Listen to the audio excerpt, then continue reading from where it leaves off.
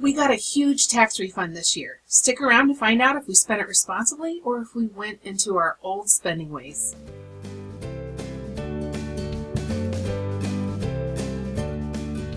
Hi friends, welcome to the Budget Bounce.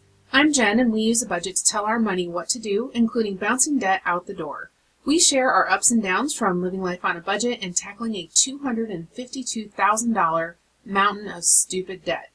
If you'd like to learn more about being intentional with your money and making it work for you, then click on that subscribe button below and be sure to tap on the bell so you'll get notifications every time I post a new video. You can also find me on social media. Just look for the Budget Bounce. Alright, so today I'm going to share what we did with our tax refunds in 2018 versus 2019. But before we get started, I'd love to hear from you about whether or not you got a tax refund, and if you did, what you did with it. Did you put any or all of it towards debt or maybe savings? Or maybe you used part of it for a sinking fund or a splurge of some sort. Let me know down in the comments and feel free to pause if you need to, and then you can just come right back. So in 2018, we got, you can see over here on the screen, we got a net return of $5,587 to work with. Now, this is the breakdown of that. You can see that I got $5,980 back on my refund, but Matt had to pay $627, which left us with $5,353. In state refunds, I got $588 back, and Matt had to pay $49, giving us $539 total from state. The total refunds were $5,892. And then we used some of that money to pay for our tax prep and our filing fees of $305. That brings us to our total of $5,587.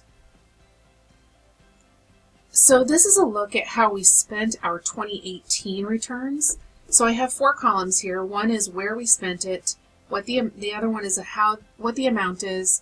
Here's the balance. This is $5,587 minus each one of these is the balance going down here. And then I listed a category for each type of payment that we made. We spent quite a bit of it on debt. That included $1,539 and change to our Trailblazer to pay it off. We paid off our Best Buy card with $1,550. We paid off one of our Visas that was $769, and then another card, it was a MasterCard, that was $395 and change. Then we moved into some necessities that we were in need of at the time. We shopped at Sam's Club and for some clothing, and so that was a total of $155.68 plus $108.37. We also put $225 into a sinking fund, and then the rest of it was spending, and so we spent part of it on Matt's Poker League. Then this is for the Budget Bounce. It was my brand new hobby at the time. We started in February of 2018, and this was in March and April that I spent this money. So that was to get me some tools to help with YouTube. Here is Amazon for $396.66, and I honestly could not tell you what we bought with any of that. Some of those things, I thought they might have been for the Budget Bounce, but I think I pulled them out and put them up here. So yeah, I have no idea what that was for. And then the Ramsey Solutions was to buy Financial Peace University and also some other tools from Dave Ramsey's site to help us with budgeting and that kind of thing and to keep me motivated. So that left us with $9.71 left over that just went into our general budget at the time. So that's what that breakdown looks like. Now let's look at what that actually looks like by category.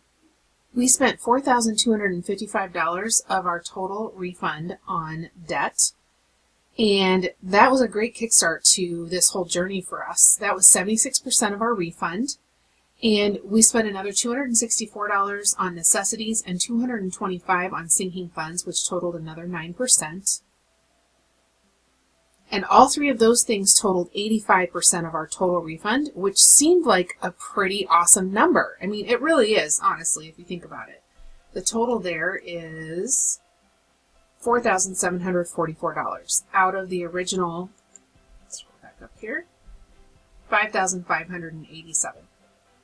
Then we spent another $832 and change on stuff that we can't remember. I mean, of course, the the poker was in there, and you can see these things up here, but honestly, I just don't remember what we spent at Amazon. I'd have to go back and look at the invoice. I guess my point is we really have nothing to show for that $830 that we spent.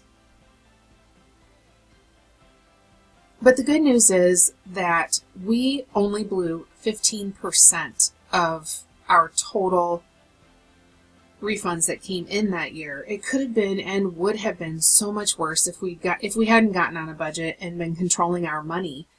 I think it would be fair to say that we likely wouldn't have put even the 15% to debt. So here we did, 76% to debt. We would have been lucky to get 15% of that big number to debt if we hadn't been on the journey that we're on now. Even though at that time we needed to desperately put every dollar that we could get our hands on to debt. So anyhow, that's the 2018 picture. So now let's take a look at 2019.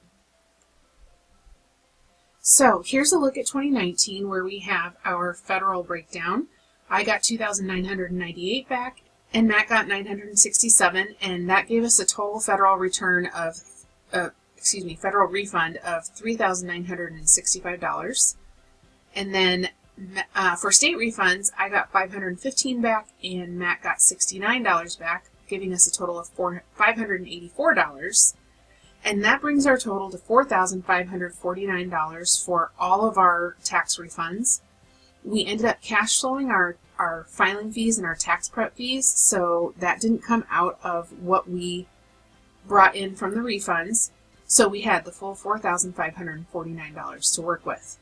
Now I do want to point out, in 2018 these were red because Matt actually had a bill. He had to pay the federal government and the state government for income that he had that was on the side. It was 1099 income.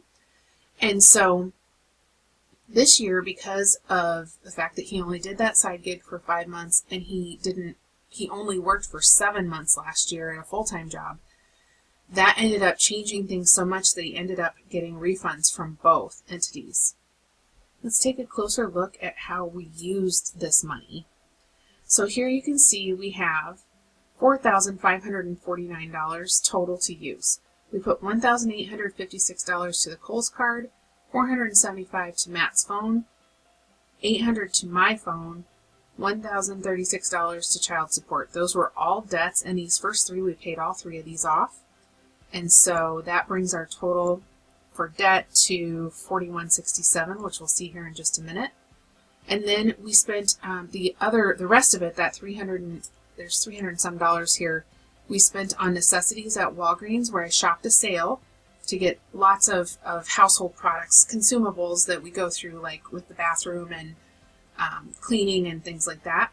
And then also anything I didn't get there, I got at Walmart. So we also stocked up on paper supplies, like paper towels, toilet paper, that kind of thing, along with vitamins and supplements and over-the-counter drugs like Pepcid and ibuprofen and things like that we need for the house. So that's how that broke down. So now let's look at what that allocation looks like. So total to debt was $4,167, which was 92%. 92% of our total refunds that came in. The other $382 was for necessities, and that totaled 8%. We didn't put anything in sinking funds, and you can see here we didn't spend any of it. So that makes that 0%. All of this adds up to 100%. I wanted to share just a little bit about Matt's child support and why this number is such an odd number. For those of you who've never had to deal with this, if anybody is in arrearage or they have back child support that they owe, the federal and the state government both will take the full amount of the refunds that are due to the person who owes the child support, and they will send it to that state to be applied to the back child support. So all of Matt's refunds totaled $1,036, so all of it went to child support. So just wanted to reference that because a lot of people don't have to deal with that and don't understand how that works. So we knew this going in. We knew we weren't going to see any of his refund, and so we knew immediately that this is where it was going to go. Now this is a different way to look at everything that I've already showed you. It's just putting a side by side for the totals so that you can see each year. So you can really see the difference here. We put 76% of a larger amount to debt in 2018. We put 92% of a smaller amount to debt in 2019, and you can see these numbers differ by less than $100.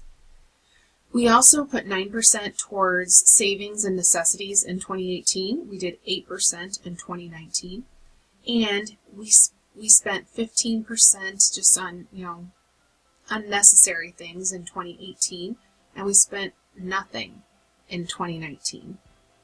So here are our totals. So you can see the $55.77 compared to the $45.49. The thing about this year is that we used every single dollar we received back in our tax refunds for debt or things that we need. I'm not going to be able to remember that I, hit that sale at Walgreens and exactly what those sales were, but I will be able to say a year from now, $382, I know I spent every bit of it on things that we needed. We truly needed. And then we also made a huge dent this year in our debt, just like we did last year, but this year, that $4,167 is 1.8% of our total remaining debt. And it took us, just to give some perspective on that, it took us 13 months to pay off the first 10% of our $252,000 in debt. And now we paid off almost 2% in an extra payment from, extra payments from our tax refund. That's on top of what we're already planning to pay outside of our normal monthly income in our regular budget. So another way to look at it is we had paid off just over $25,000. Just surpassed it before we received the refunds, and we are now projected to jump past the $31,000 mark of total debt paid down by the end of March. You guys, I am so incredibly excited about this. And I'm not going to lie, I am so proud of us because we were so tempted to spend it, including putting about $1,500 in savings. You've got two spenders here with $4,500. That is a recipe for disaster. But we fought our spending urges, and then I fought my money hoarding urges, which I've talked about just very recently. And while putting the money into savings is not a bad choice, that is not what I'm saying. I'm sorry for the timer going off on the stove behind me. It's not a bad choice. It's just not the best choice for us at this point in time. It's going to work harder for us when we actually pay down the debt than if the money was to be sitting in a savings account. So again, last year was 76% to debt, which was pretty awesome considering we were only in our second and third months of living life on a budget. And that's a great chunk of money. And then to even do better this year with 92% to debt and no needless spending is such a great feeling. And what a difference a year makes. So that's a comparison of 2018 and 2019 tax refunds that I wanted to share with you. And if you have any questions or comments, please leave them below. And don't forget to tell us how you did with your tax refund this year. Give this video a thumbs up if you liked it, or down if you didn't. And if you're new here, please consider subscribing. We would love to have you join the Budget Bounce family. That's all I've got for you today. Until next time.